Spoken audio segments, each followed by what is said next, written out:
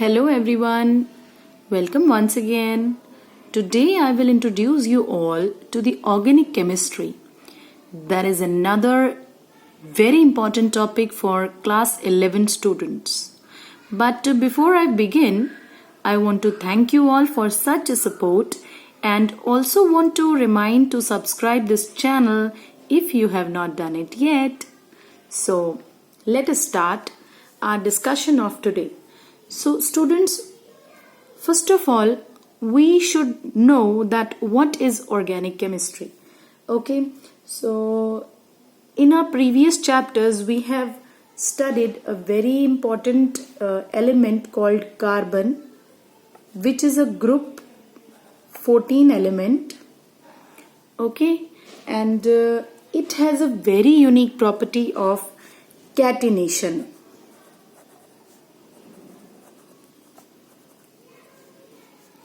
Now you must be wondering what is catenation. Catenation is the property to get attached with the same kind of atoms, to form long chains. Like this carbon, if I talk about carbon, it connects with many number of carbon atoms to form long chain molecules. Okay, so this property is found in carbon, and it's a very important and unique property in which it makes the covalent bonds amongst its own atoms by sharing the electrons. Okay, so it can make covalent bond with a number of other elements also, like oxygen, nitrogen, sulfur, phosphorus, and all halogens also. You know halogens? Fluorine, chlorine, bromine, iodine. Okay, these are all the halogens. So carbon has a very unique property to attach with its own type of atoms as well as some other type of elements. Okay, so the compounds of carbon, here it comes the definition. The compounds of carbon with different types of elements. Right? That is, organic chemistry is that branch of chemistry which deals with the carbon compounds. Okay? Which deals with the compounds of carbon which it can formed with different types of elements as I discussed earlier. Okay. Organic compounds, my dear children, are very important to study because they are very essential for the existence and maintenance of life on Earth. You see, there are very important complex biomolecules, I must say. For example, DNA. DNA, you must have heard about it.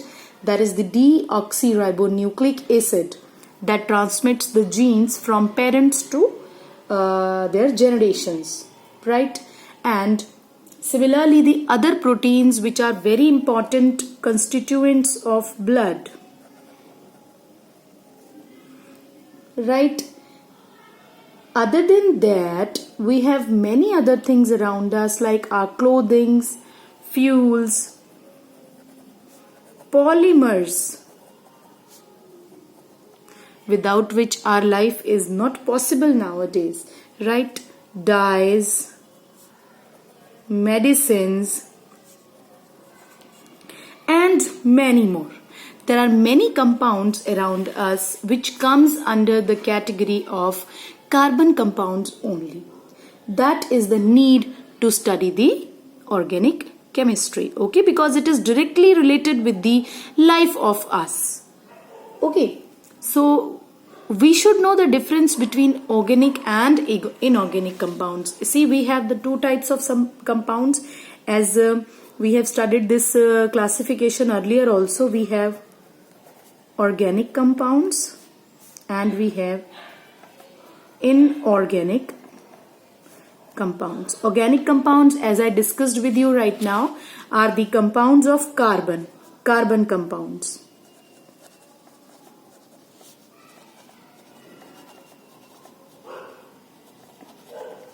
and inorganic compounds are the compounds of elements other than carbon.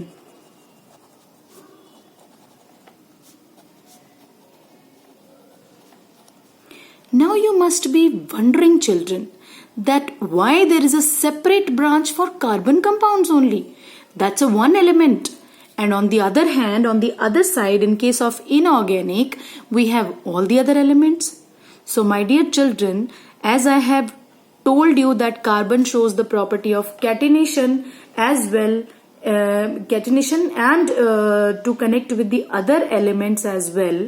That is why there is a huge variety of carbon compounds, and hence we have a completely separate branch of chemistry that is called as organic chemistry, which is simply given to the compounds of only and only carbon, right? Now, before I start this basic study for organic compounds, let us discuss a theory given for the organic compounds. That theory is known as vital force theory.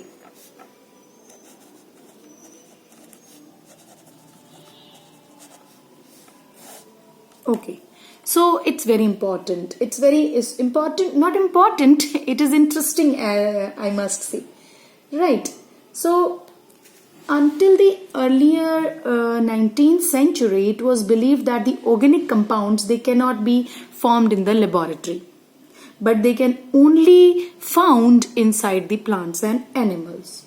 Okay, on the basis of this belief, there was a Swedish chemist, Berzelius, who proposed a very well-known theory in 1815, and the theory is the vital force theory. It was given by Berzelius. Okay, so what was there according to this theory? Let's try to understand. According to this theory, he proposed that the organic compounds are produced only under the influence of some mysterious force that exists in the living organisms only. Okay, so he also called this mysterious force to be the vital force. He said that there is a vital force in the plants and animals by which all the organic compounds can be formed, and these compounds cannot be formed inside the laboratories, right? So this theory holds true for a number of years. But in 1828, there was a German chemist, Wöhler. He was performing some experiments, and he was doing some reactions between ammonium chloride and potassium cyanate. Let me show you.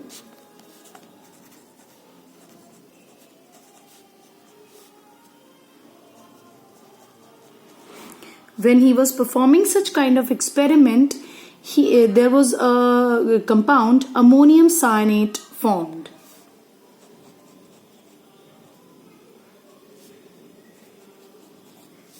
When he heated that compound, when this compound, ammonium cyanate, was heated, now this compound is an inorganic compound, as you can see.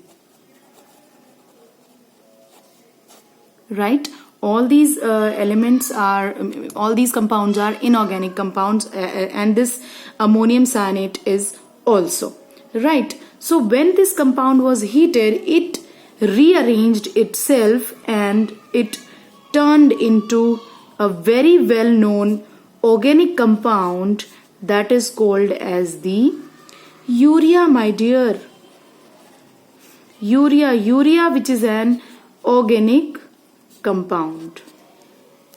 So here this reaction, this accidental reaction, proved that it is not impossible for the organic compounds to be prepared in the library. This reaction proved that, the results of this reaction proved that the organic compounds can be formed by the help of the inorganic compounds in the laboratories also. After this, the vital force theory was discarded, right? And many other scientists, many other people, they did different experiments like that Hermann Kolb in 1845.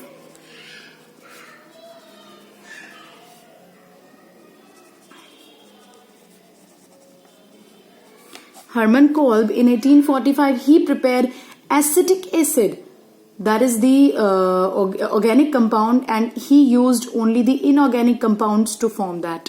How it was formed? It was formed by such kind of reaction. Carbon plus hydrogen, when it was an electric arc was applied to it, it turned into acetylene.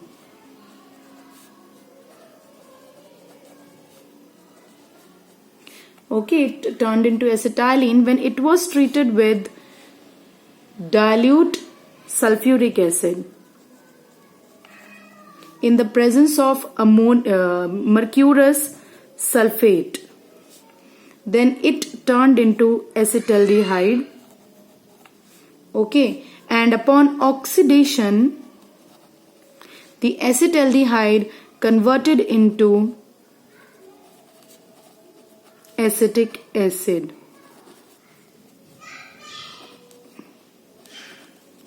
So such kind of reactions, and after this Berthelot in 1856 formed that methane by purely inorganic sources, and he had been doing this for many years, right? So all these experiments, all these synthesis, they proved the vital force theory wrong, and hence further the modern definition for organic compounds came into play. So organic chemistry is nowadays defined as the branch of chemistry of carbon compounds in which the compounds are containing usually the hydrogen, means the compounds of carbon with mainly hydrogen and some other elements.